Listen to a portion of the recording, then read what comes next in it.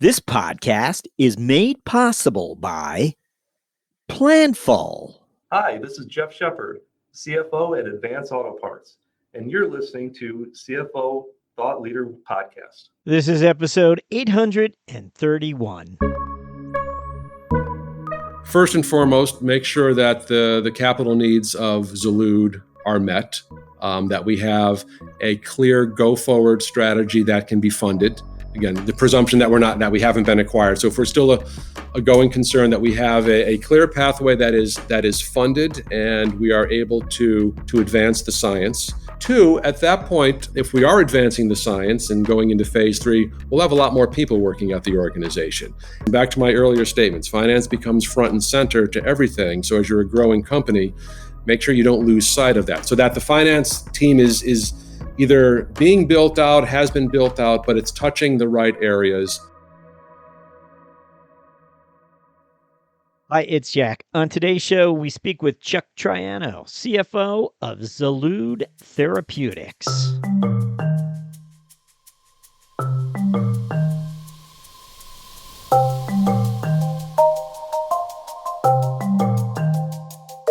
Unlike many of our CFO guests, Chuck Triano's finance career began inside the investor relations function, and most of the experiences he credits with shaping his finance leadership were gleaned during a multi-chapter IR leadership career.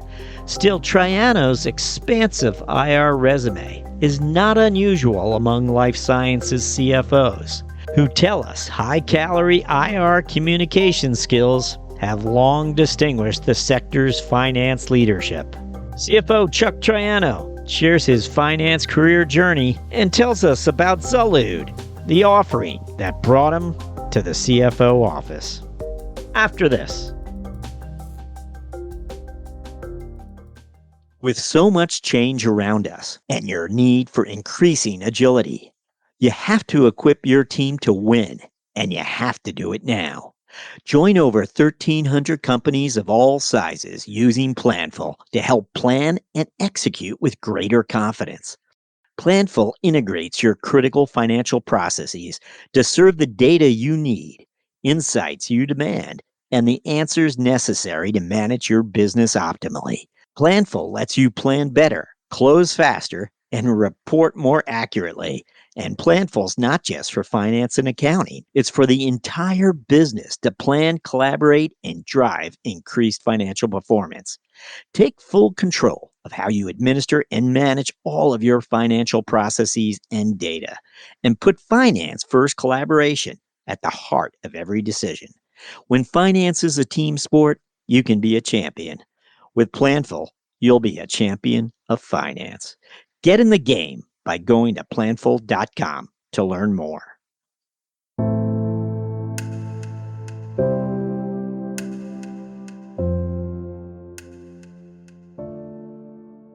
Hello, we're here with Chuck Triano, CFO of Xalud Therapeutics. Chuck, welcome. Thanks for having me, Jack. Pleasure to be here. Chuck, we always begin by asking our guests to look back for us, and we'd like them to share some of those experiences they feel prepared them for this role, the CFO role. What would those be for you?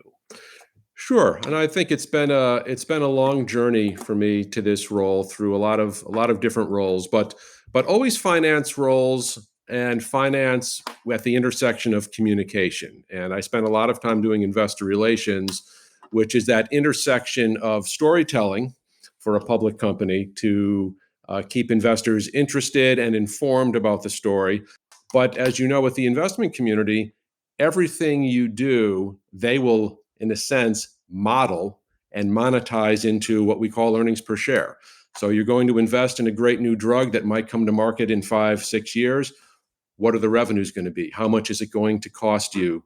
How profitable will it be? So the intersection of always being on the front line with a generally skeptical audience. I like to often say Wall Street has a built-in skeptical attitude. Management teams at companies generally have the opposite, right? Always very, very positive and enthusiastic. So I think the preparation for me along the way, twofold. One was having that outward in experience where investors, in a sense, questioning or probing on a lot of strategies and capital allocation. So that was one. You're always being questioned. Two, working closely with some fantastic CFOs where I was a direct report.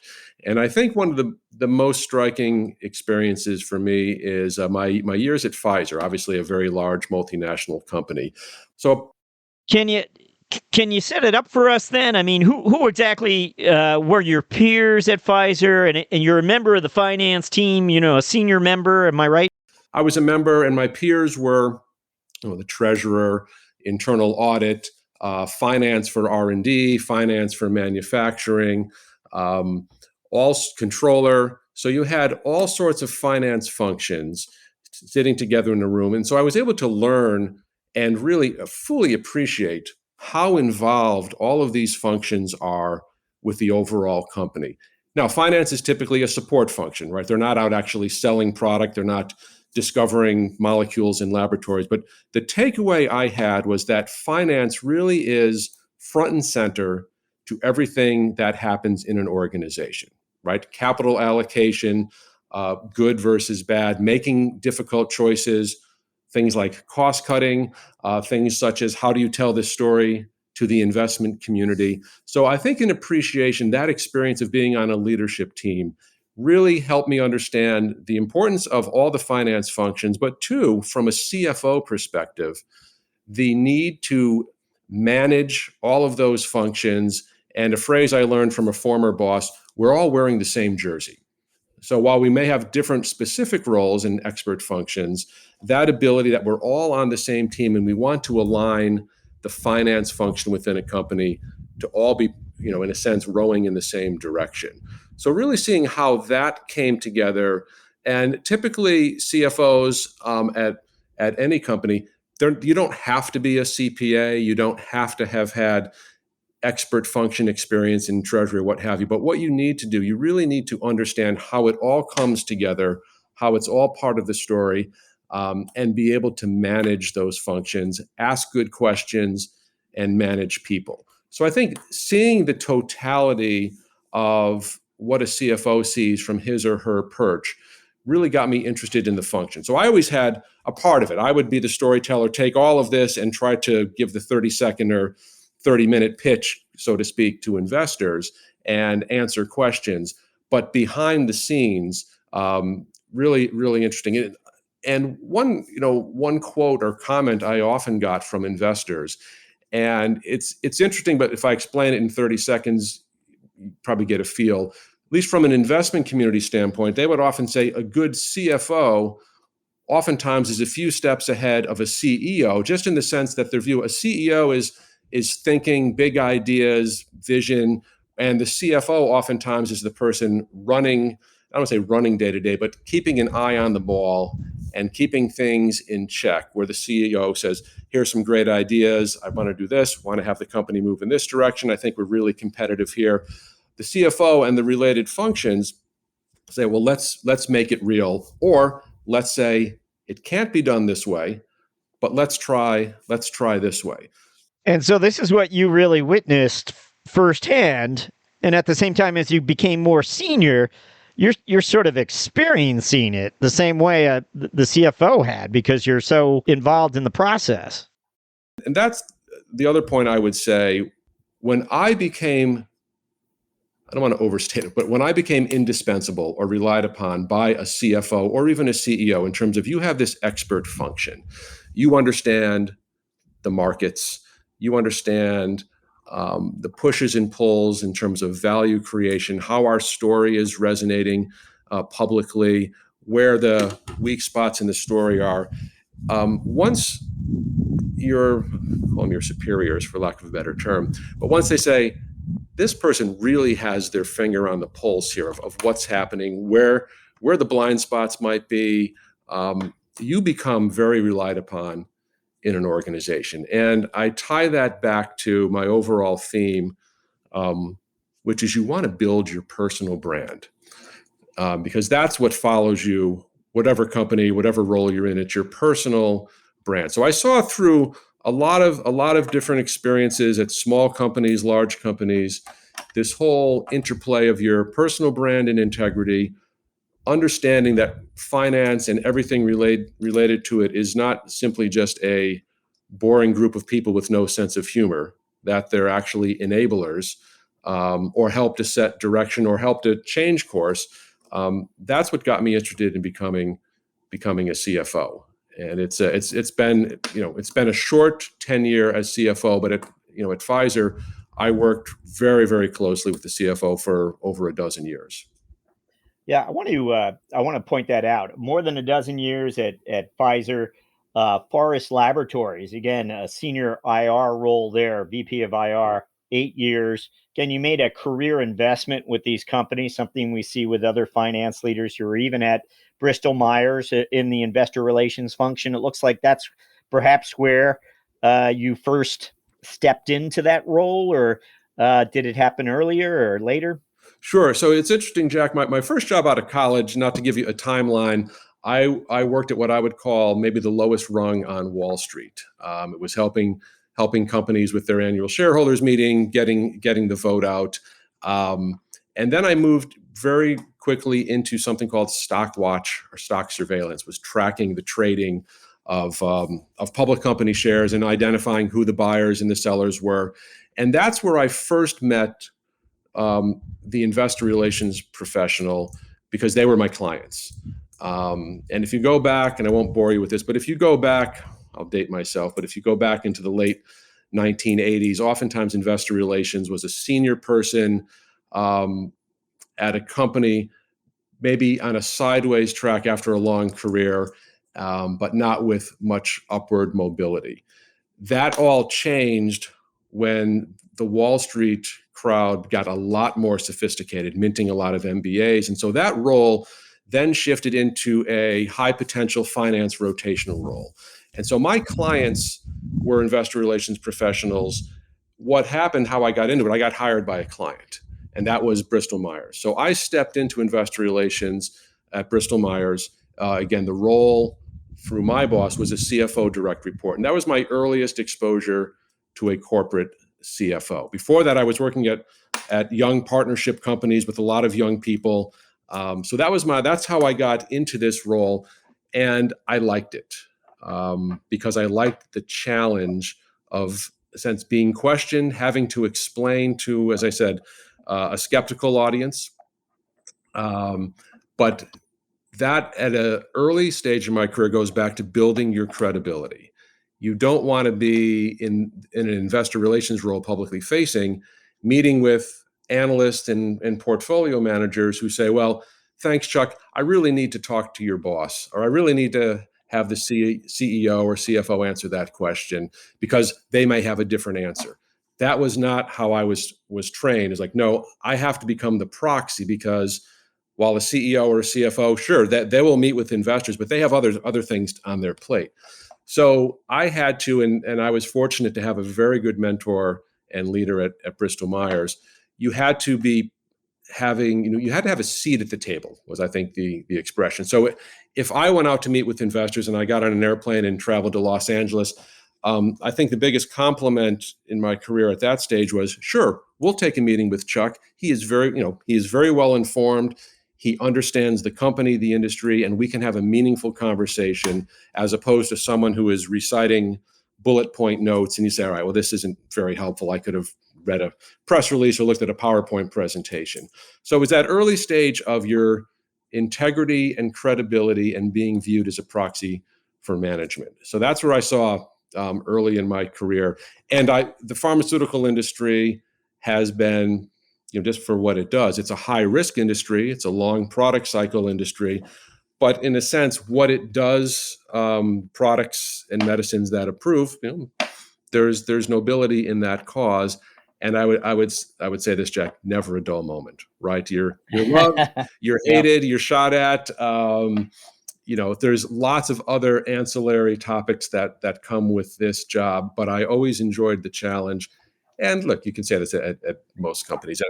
Let me make an observation about our different finance leaders that we've spoken with, it seems to me that the finance leaders from life sciences, from biotech, are often the top communicators. And what distinguishes them is that they're able to talk about not only the financials, but the science. And the science is all very sophisticated, and how you communicate it and explain it to a broader audience takes a real set of communication skills. So seldom have we ever come upon a CFO in the biotech sector, life sciences area, who wasn't very articulate and able to really answer questions, difficult questions about the science as well as the finance. How's that for? Yep. I do believe that, and very often we have like these small little therapeutic companies, CFOs who come on, and I'm like, well, how interesting is this really going to be? And just given the skills of the CFO in communications, it's always a really interesting interview. At least that's again my observation. No, I think that is that's spot on. And the fascinating part, when I moved over to the corporate side at Bristol Myers, I said, look, I know the stock market, I know the investment community. I'm obviously not a scientist. They said, don't worry, we will help you learn that. And the immersion process at Bristol, at Forest, at Pfizer has been, a invaluable education. And what I mean by that is the way you learn, you immerse yourself with the experts at your company. So I have had conversations internally at the various companies with world-renowned cardiologists, oncologists, and it's this intersection where they say, look, we understand what you do, we think, because they're always interested in something like the stock price, or all right, how can you convince people that our potential drug is going to be better than what's out there and that people will want it and want to pay for it. So they have that angle, and literally you immerse yourself to understand the science. And look, obviously it's repetition for emphasis, but you have the immersion there. You then go test it, in a sense, with an audience. You'll always come back with questions you didn't know the answer to, but that helps you with the iterative process. And once you start doing that for a while, you get into a good rhythm. And oftentimes in these roles, as you can imagine, many meetings with a CFO or an investor relations person, you might have your head of oncology research join you for a meeting, and the audience, right? They're PhDs and MDs. Many of them are PhDs and MDs. So a lot of it you absorb.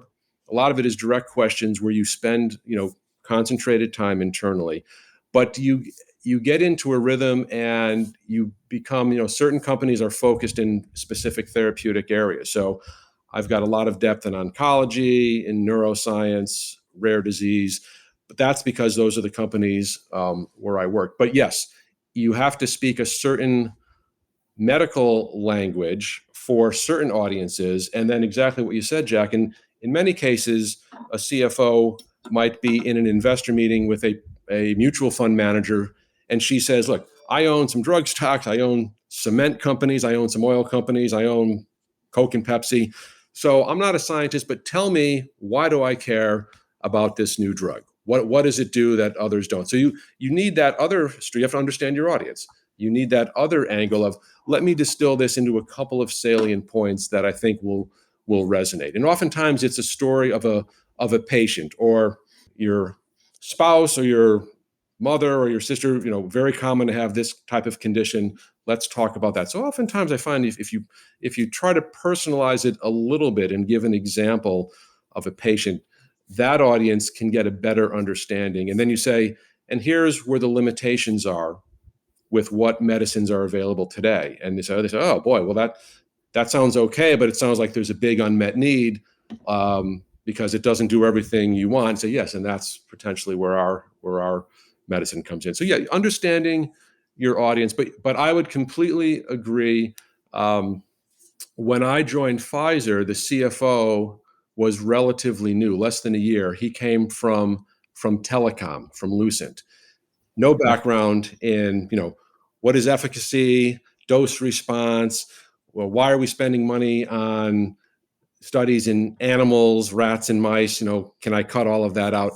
It's a whole learning experience where you're able to come in and say, well, here's what this means. Here's why we have to do it this way. And it's a highly regulated industry. So part of what I did as a seasoned pharmaceutical person when I came to Pfizer, I helped the CFO understand the jargon and the nuance and when to back off, and how to tell those stories, because he could wax eloquently about the telecom industry, and he great finance person and manager, but that was his learning curve. What does all of this technical stuff mean, and what should I care about?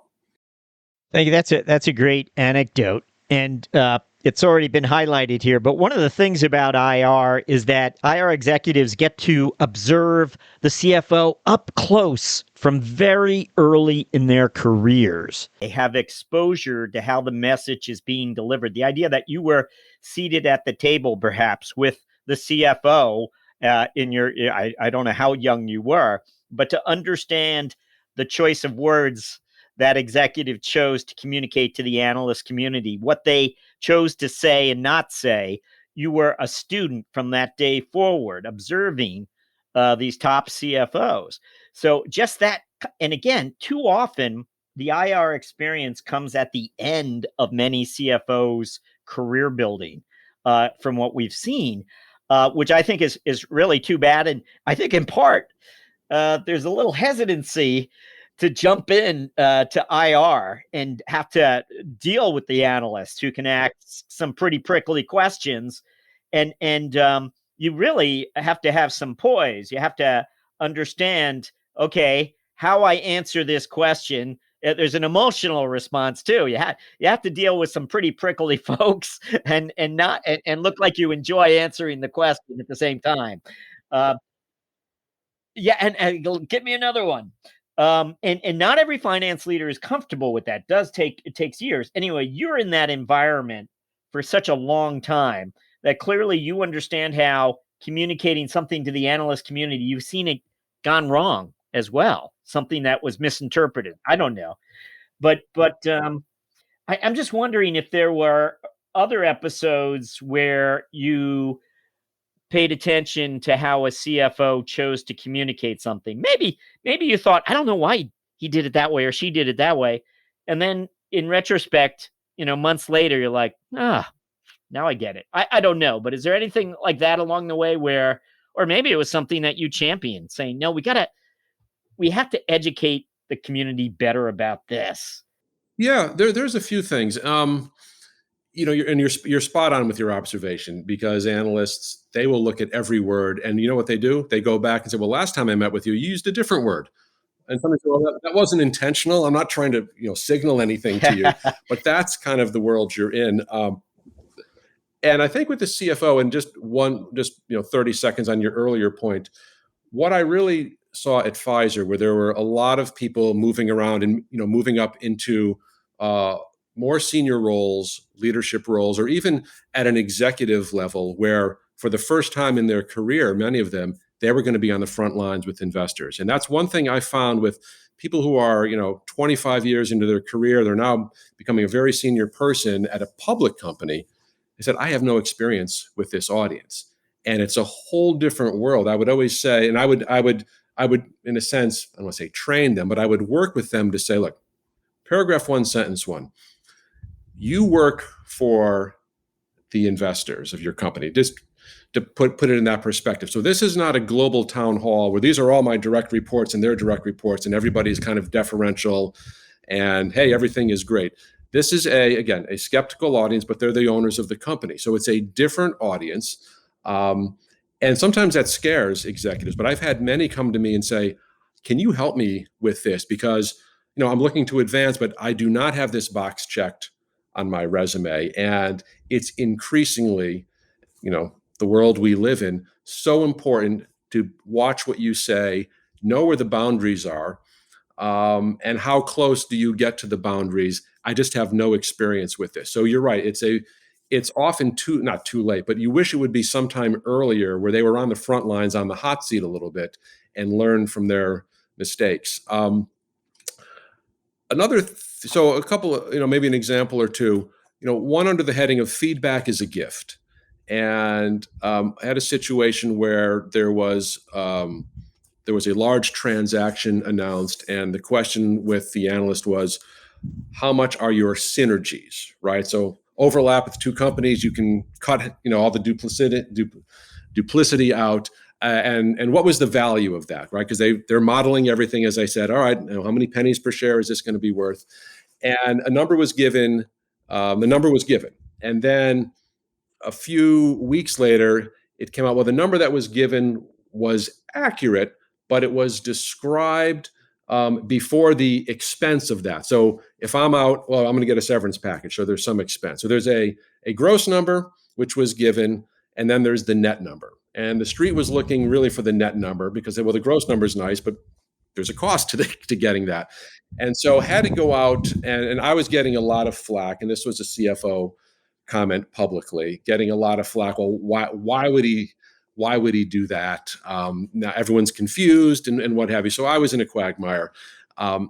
And in a sense of sharing the pain in a good way, I invited the CFO purposely to an investor dinner where this was going to be discussed. We had already publicly, made the update, so to speak.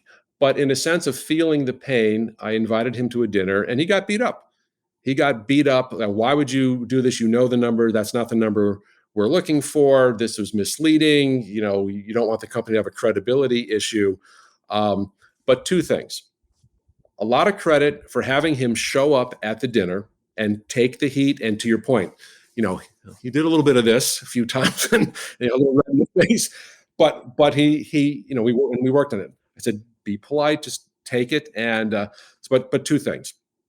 The street appreciated that and said, stand up person. All right, you came out, we got it out of our system, but you at least showed up. And that was good. And two, for him, I'll never do that again. I was, he goes, I was just thinking purely in the financials. It was a nice, attractive number. The other number was still good, but this was a headline number, and I will never do that again. And I understand your pain, but boy, and that stuck with him forever. So, and then the feedback is a gift. So I think that's important. The other part that you do mention is writing, scripts as a CFO when they want to communicate. I don't want to mean that they're reading scripts, but you want to go through every public appearance because this is, disclosure, and you want to understand just what I talked about, the context. What have we said in the past? Do we want to advance the story? If so, here's what we're going to do and disclose it. And sometimes the case is, look, we're going to make an appearance, CFO here. I don't have anything I want to advance, and I don't want anyone thinking I'm trying to make a one-off statement in a private meeting.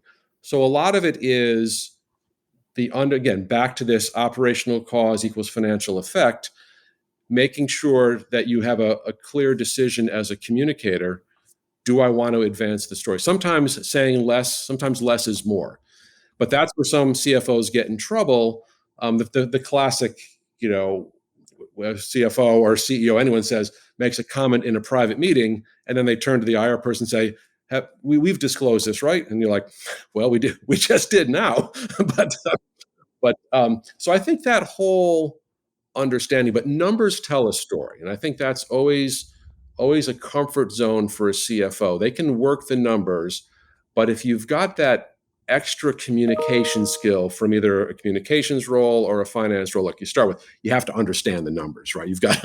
You have to know what they mean. But if you can have the numbers tell a story, it's so much easier with many audiences to say, and let me give you an example. Let me run some numbers for you that underscore the story I just told you and how it's going to evolve. And it oftentimes makes things easier to comprehend, at least with the financially oriented audience, because that's what I say, they monetize everything. So that ability to not just rotely spew out numbers, you need that operational cause and be able to say, let me tell you why we think the revenue is going to grow, right? Here's in the pharmaceutical company's case, here's our 3 big drugs. Here's what they treat. Here's why they're doing better than we thought, not as good as we thought. But let me run that, and all of that together, we can paint another, a result with numbers. So it's marrying the two, because sometimes I have seen CFOs observe them who just, again, spew out numbers, but it's like, all right, but I don't get what's driving the numbers very clearly. I know the numbers you said, but I'm not so confident that how you're getting there. So I think it's an important skill set to have. And oftentimes you're right. CFOs, I mean, typically investor relations reports to a CFO. Not always, but it's still very typical. But usually they're also on the front line with the investment community. And look, at a private company, a big part of what a CFO does there is you're looking to raise money. So you're not public, but you're in a sense you're pitching your story. Very different from the public company. So at Pfizer, right, it was, Chuck, could we please have a little bit of your time? We have some questions. Like, of course, you can have my time. Now, to me, some of those same people, I'm going to say, all right, well, we're private. We're looking for money. Could I have a little bit of your time to pitch our story? So the tables are turned. That's the important of, again. And that's the realm you now have become part of. Is that? Yes, absolutely right. And we want to ask you about Xalud Therapeutics, but I'm curious whether it was a unique opportunity that came forward, or were you evaluating other similar types of opportunities? Yeah, so Jack, from my standpoint, I had done the big company thing for quite some time. So I was in a position I was able to retire, age and service, things like that. So I was able to retire. And the view was I enjoyed everything I had done. I had learned a lot, but I had an early job in my career that was a startup. We had to go out and sell and say how great we were. And we also then had to service what we sell. So one thing, you have a sales guy going out and promising the world and bringing it back to some account rep, and like, we can't do that. So I had to service what I sold. And I liked that. And I had liked at big companies where, I always broke a big company down into a series of smaller companies within that company. So I like the smaller group and a smaller feel, but I also got so much benefit from a global company. So I had a lot of experience. And so I would say timing, people, and culture played into this. So my plan, I'm going to retire. I'm going to, take some time. I was going to go skiing, and kind of, I had some ideas of what I wanted to do. I said, well, I'll take some time. Right up before I retired, I was contacted by some former Pfizer colleagues from Xalud, who I'd worked with closely. I knew them well. I trusted them. Again, great reputation. And they said, this was about a year ago. So the biotech market hadn't yet tanked. But they said, here's what we're doing. We're thinking maybe we'll go public in 2022.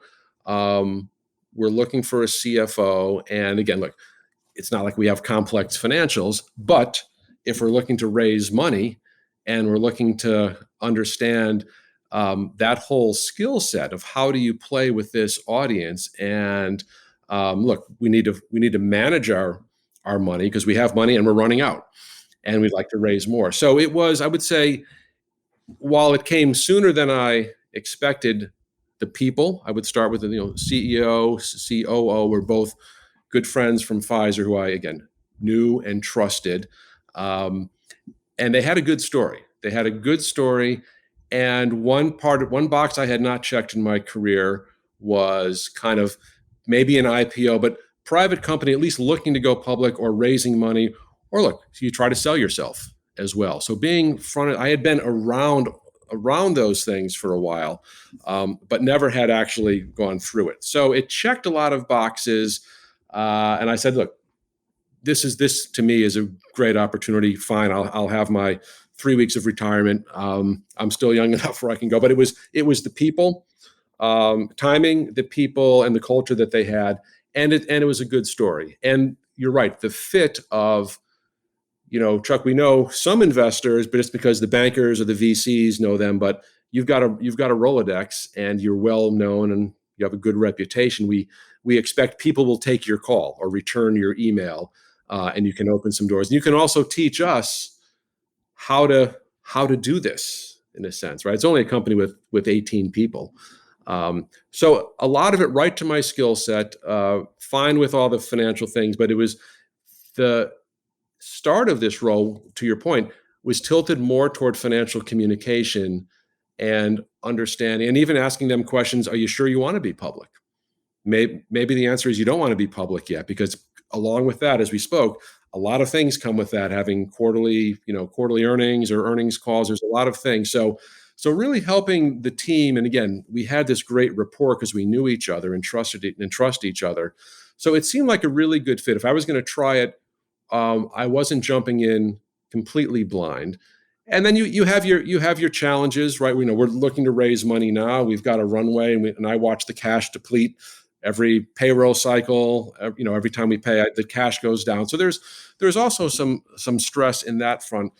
But it's true. I've relied on a lot of my relationships with the investment community to open a lot of doors and get some advice. So it is a good fit at this stage. And look, and if the company becomes a public company, small company, I would I'm very comfortable with being in a public company situation as well. So you could go down that path as well. So tell us about Xalud.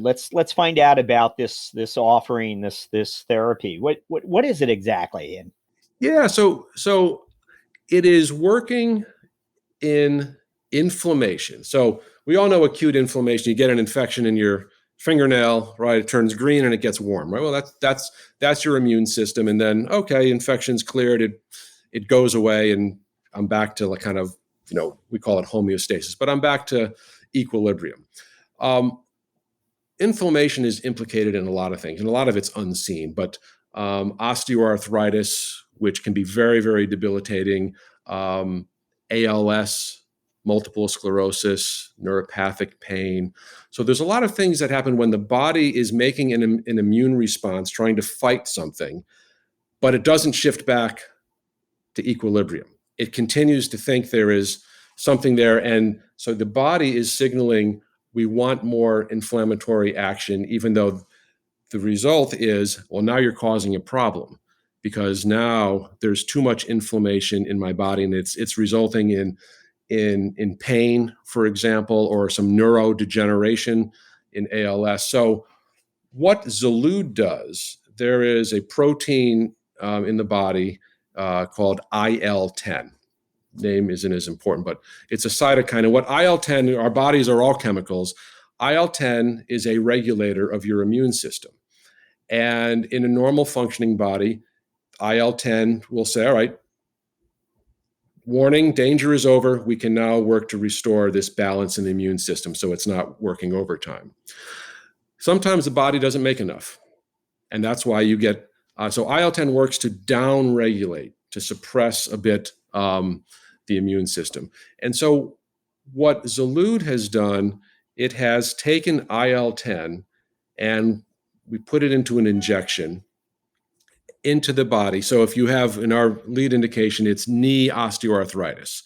You get an injection in your knee, and literally there is DNA messaging that says make more IL-10 in the knee area, because the body's not making enough. And so that's what's happening. So as we deliver more IL-10, in this case to a knee, we are seeing the immune response degrade back to a more level. So it's the signal to noise ratio. You're turning down the volume on the immune system to a more regulated level where the inflammation is now resolved from that. And it's resulting in a patient who says, I can't, my knee is very painful. I can't get in and out of my car. I can't sit down on the toilet very easily. In and out of bed is difficult.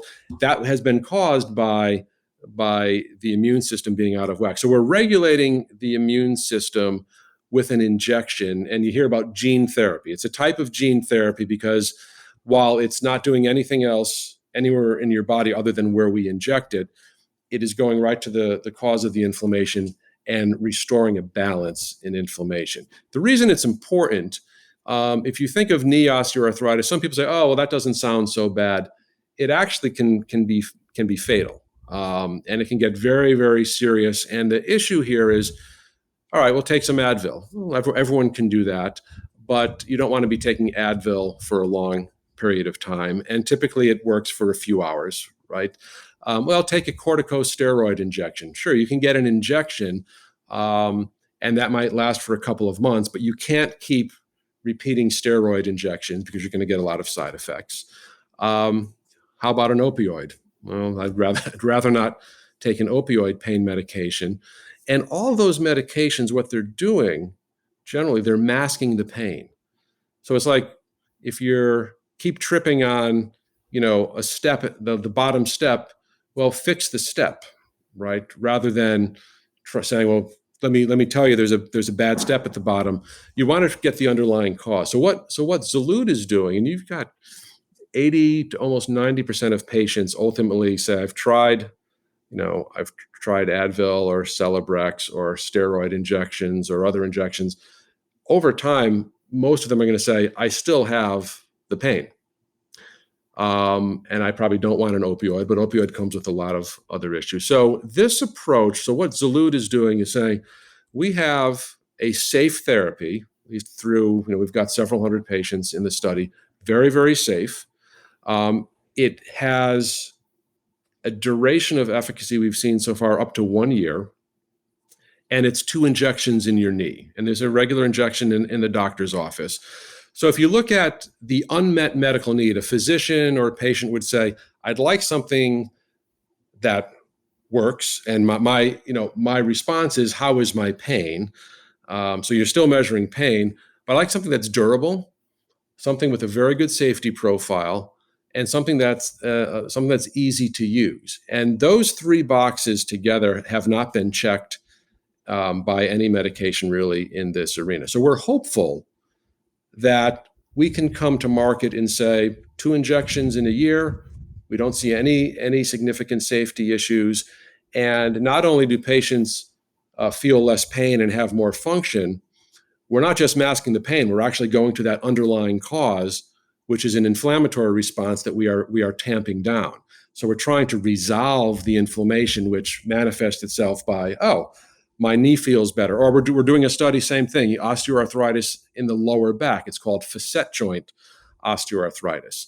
So inflammation, that's why we're looking at ALS, Lou Gehrig's disease. We have some early data in animals, but that's another response of inflammatory condition that is manifesting itself. And the result is, rather than pain, neurodegeneration. So it's this whole wide area of inflammation, most of it unseen, that can wreak havoc. And you want safe, number one.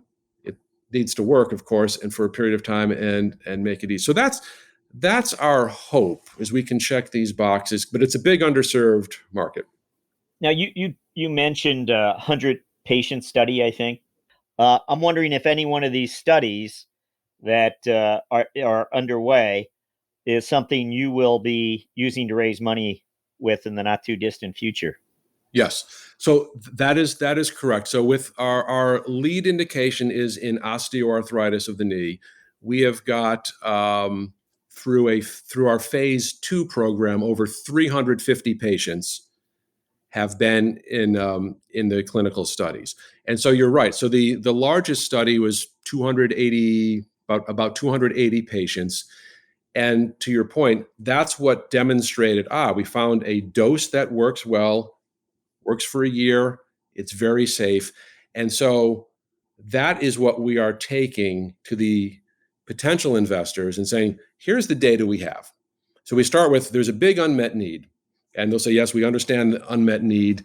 Why do you think you can fill it? And then we start walking through and communicating the data and saying, so we'll write it out sort of in words, right? Works for a year, 2 doses, very safe, blah, blah, blah. We'll put those words down and say, I have your attention now. And then they'll say, all right, let me see the scientific data from your study and let me look at it and see how credible, how robust that data is. So then we get into the pitch with the data, and we have our physicians make the pitch in that sense.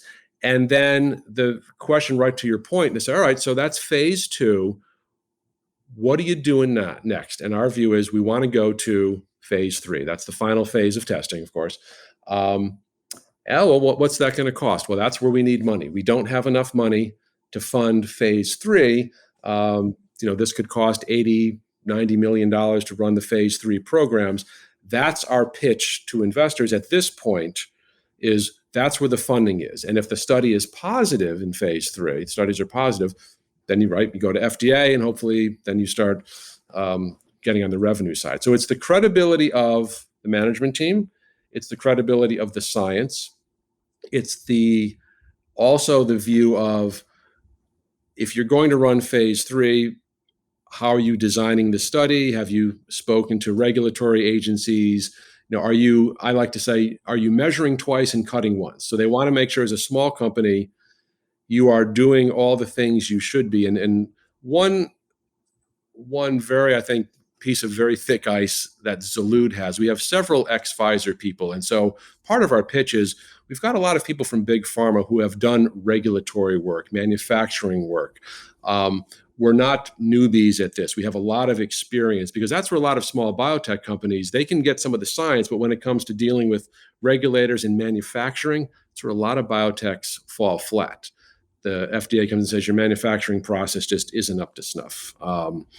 And our view is, we know what to look for. But yes, so we are using the phase 2 data in osteoarthritis right now for an immediate, in the immediate term, as the thesis for investing in Xalud. We have some other sub areas, our delivery platform, this ALS data, while only in animals, we're going to go into humans next year. That's very intriguing as well. But I think right now the main focus is communicating this clinical data.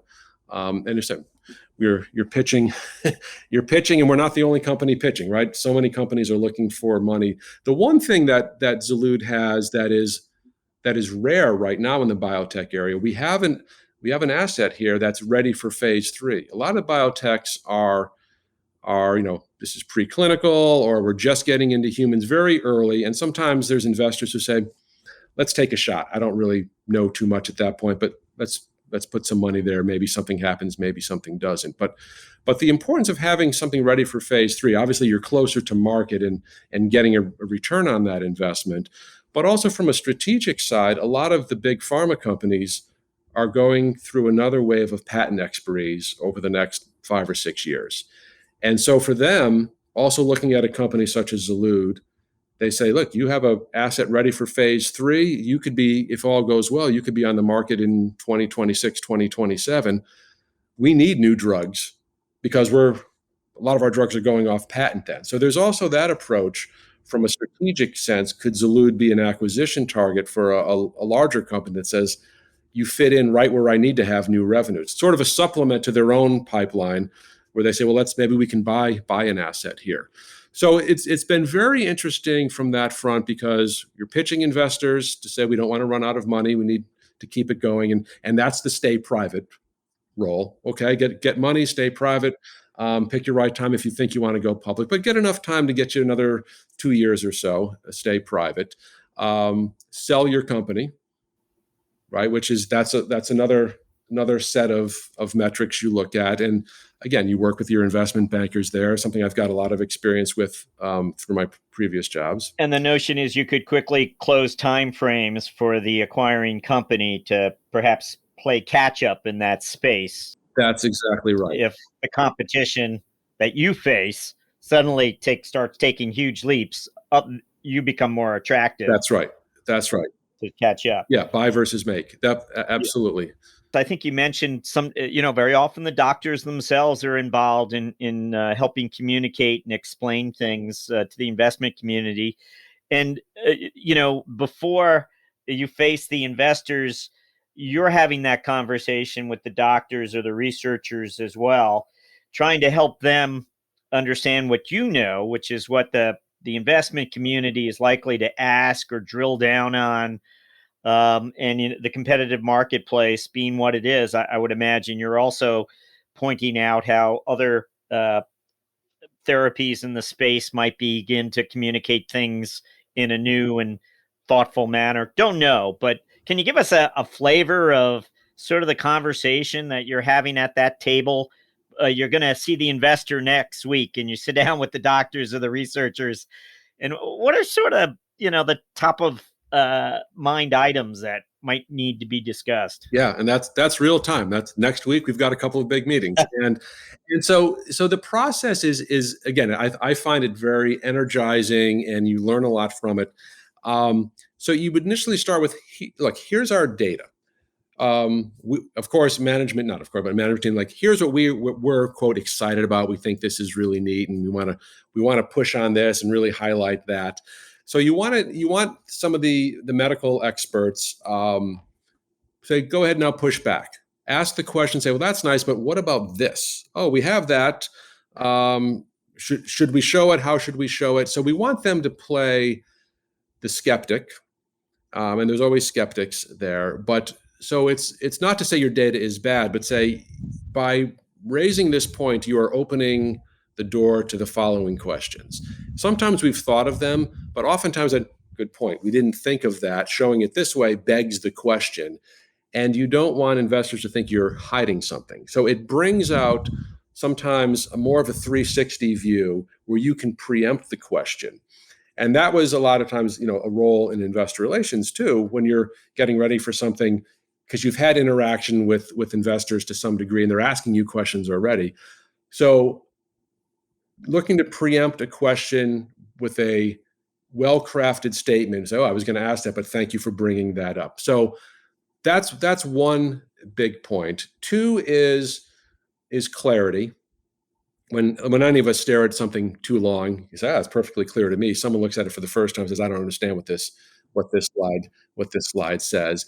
And three, they're very helpful. Like, we'll do pitches and we'll get some really good questions sometimes, like, that's a good one. We didn't even think of that. And you bring that to your advisors as well. So it's really going through, and we say, poke holes in this.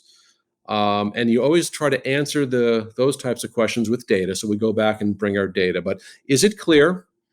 Are we communicating? So we think this tells a good story. What do you think? What's the message that you got? And oftentimes it's a little bit different.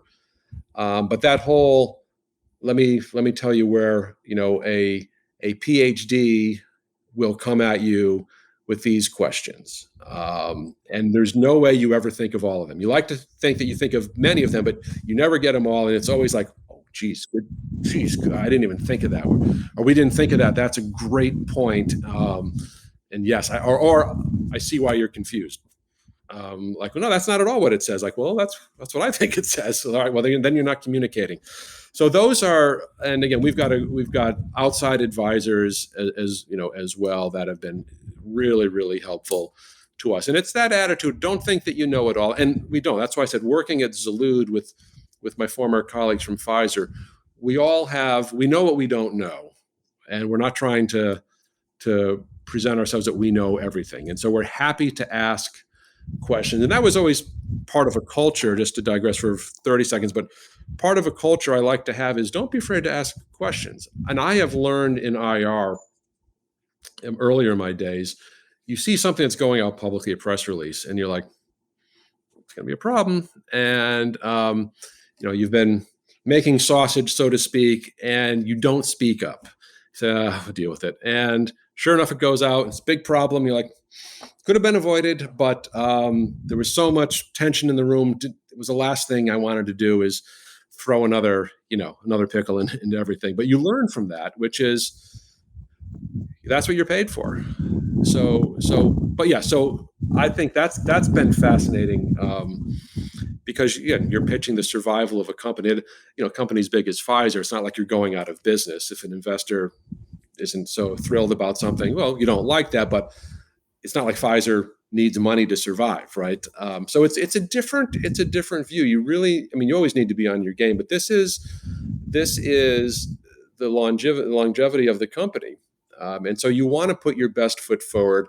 And this is where credibility comes into play. And we've all seen private companies, maybe run by a founder or an inventor, where the ego can get in the way, or the founder / inventor doesn't listen. That's where you get a lot of problems. So I think at Xalud, we're not founders. We have one of the founders who still works there, but the CEO, we're not founders or inventors. So we can take a step back, and we don't you love your babies, but we don't take everything so personally, which I've seen that be a problem many times, where everything's taken so personal by a founder or an inventor, and they end up saying things they shouldn't because they feel defensive, or it's a personal attack if someone challenges them. Well, Chuck, I've asked you a bunch of extra questions, so thank you for taking the time and answering them with us. I do have this signature question that we always ask, which we refer to as a finance strategic moment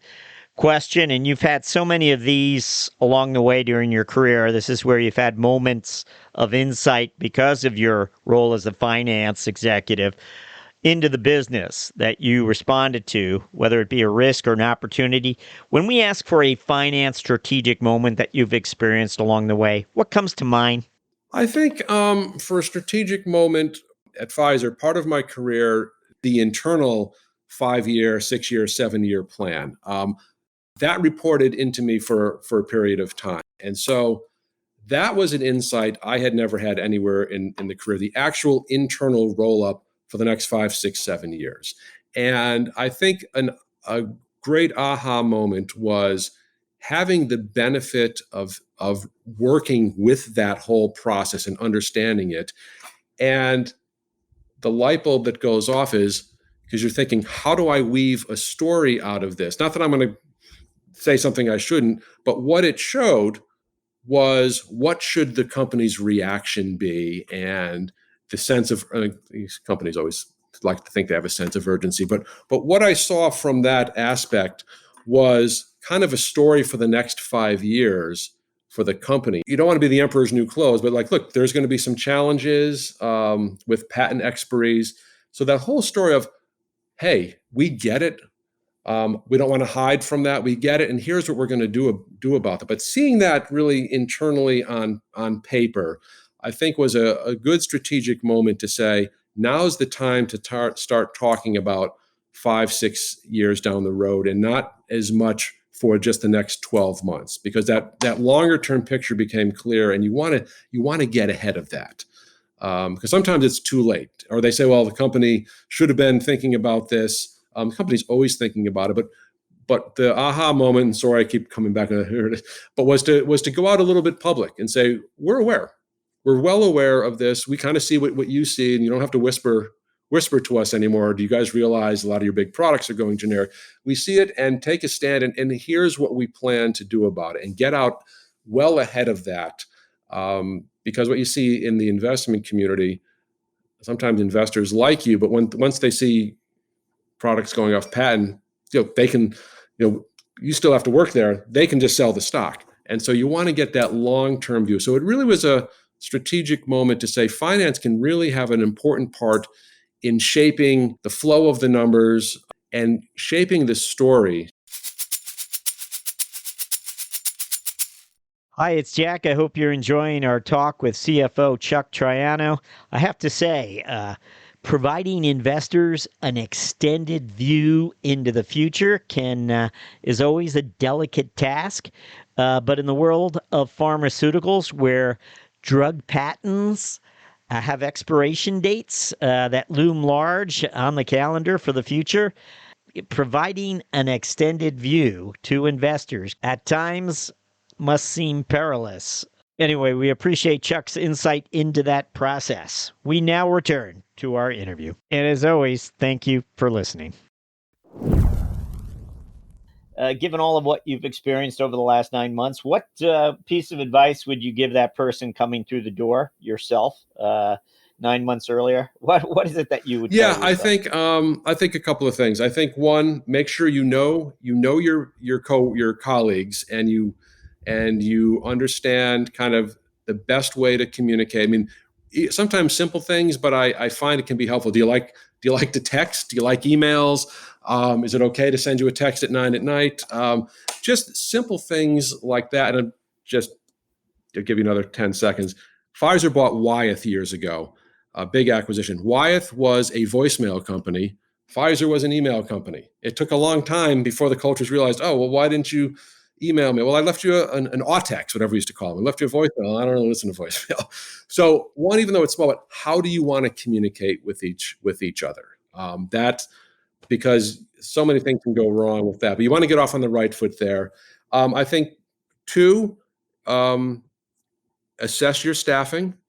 Find out, do you have strength in the areas that you really need? A controller type function, someone to do all of your forecasting. So you want to make sure that you've got your direct, again, it's a small company, so you don't need a lot of people, but the people that you have, are they the right people?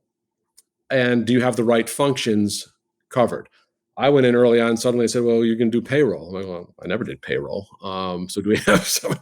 So I think understand what the day-to-day blocking and tackling responsibilities are going to be at a small company, because it's not like you have all these departments to do everything. Understand the best way to communicate with the leadership team and get that cadence of communication. And then, in the case of a biopharma company, I think mentoring, you get as much information as you can about the clinical development or preclinical programs.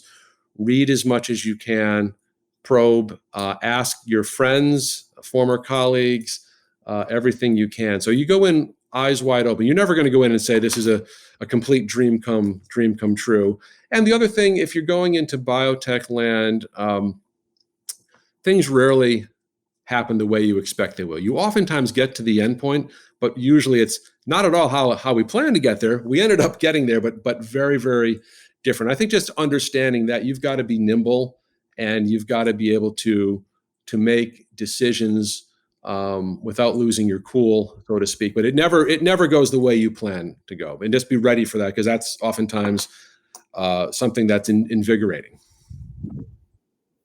So we'd like to ask our guests also to reflect a little bit on the personal side. We wonder if you have a habit that you're known for, a personal habit or a part of a daily routine, something you've done over time that people, point out and say, oh, that's just what Chuck does, or Chuck's known for. Anything come to mind? No, I'm just kidding. Two things that I have in all of my, 360 reviews I've had over the years, and again,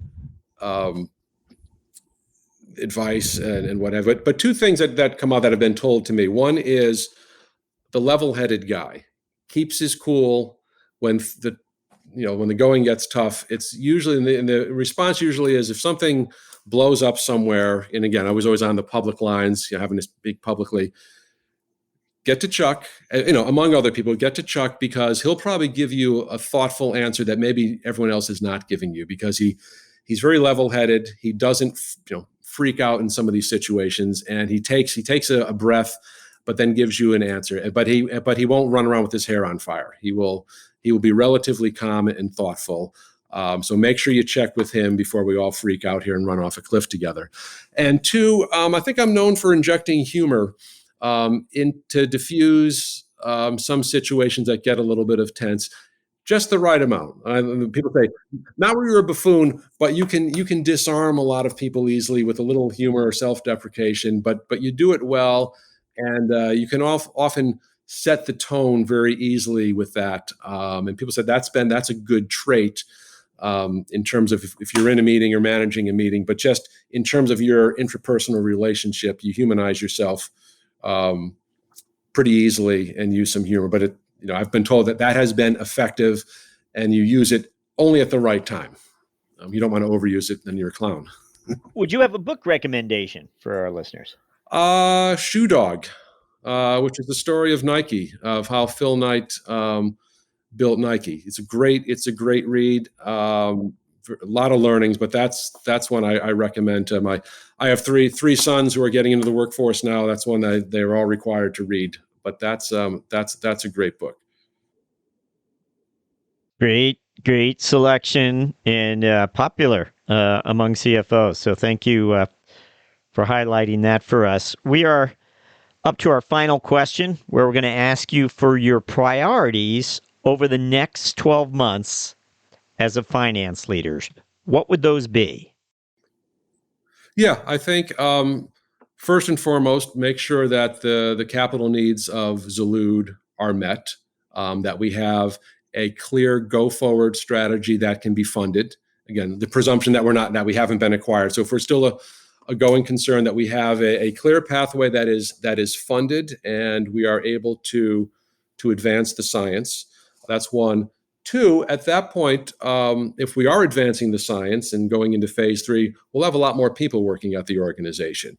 And so making sure that all the appropriate finance functions, now you start to need some more of those finance functions. So making sure there is a strong finance team in place. And back to my earlier statements, finance becomes front and center to everything. So as you're a growing company, make sure you don't lose sight of that. So that the finance team is either being built out, has been built out, but it's touching the right areas with the right frequency. And then 3, I think as a company grows, one thing I've learned a lot, that I can be a big part of setting the tone and the culture for the organization, because that keeps people engaged. So I think, I like to say, your assets walk out the door every night. Well, back when we all went to an office for work, but you want to keep your people engaged. So setting the tone and the culture, I think, is also important, because as we say, we're going to need more people. We want to attract people, good place to work. So those would be my three priorities for the next 12 months. Chuck Triano, thank you for joining us on CFO Thought Leader. My pleasure, Jack. Thanks for having me.